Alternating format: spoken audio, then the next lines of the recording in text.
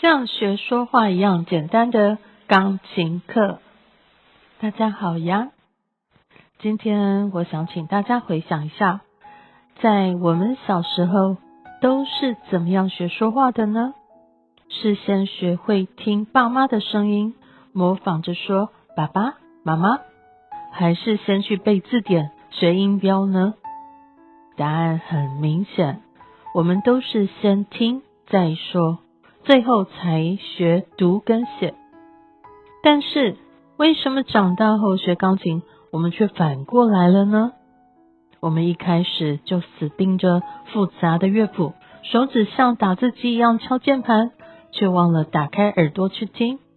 这就像是还不会说话，就被迫要去读莎士比亚一样痛苦。在这一堂简短的课程里，我想要跟大家分享用学说话的逻辑来学钢琴，只需要3个步骤，打破死背音符的魔咒。在我们学习语言的第一步，我们不会单独学字母，我们所学的是单字。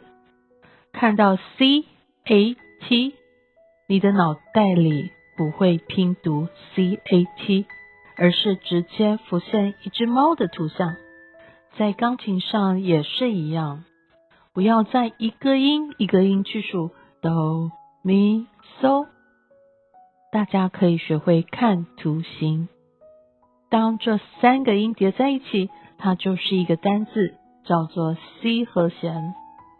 钢琴高手的秘密并不是他们反应快，而是他们脑中的音乐单字量比你多。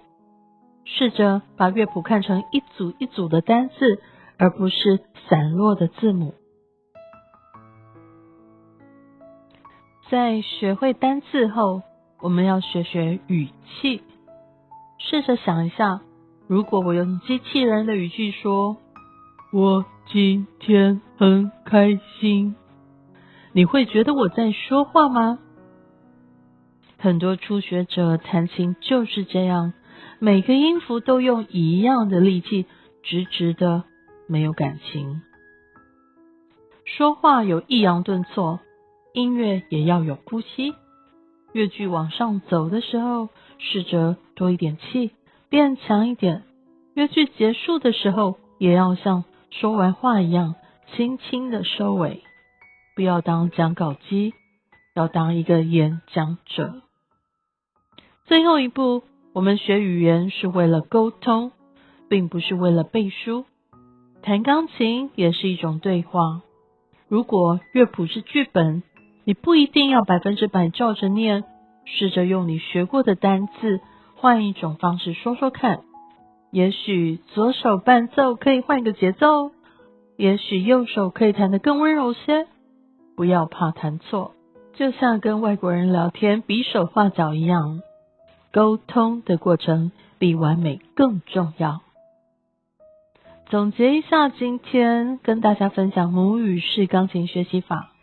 第一，我们要看整组的单字，不要看单个音符。第二，加入说话一般的语气跟呼吸。第三，勇敢尝试对话跟变化。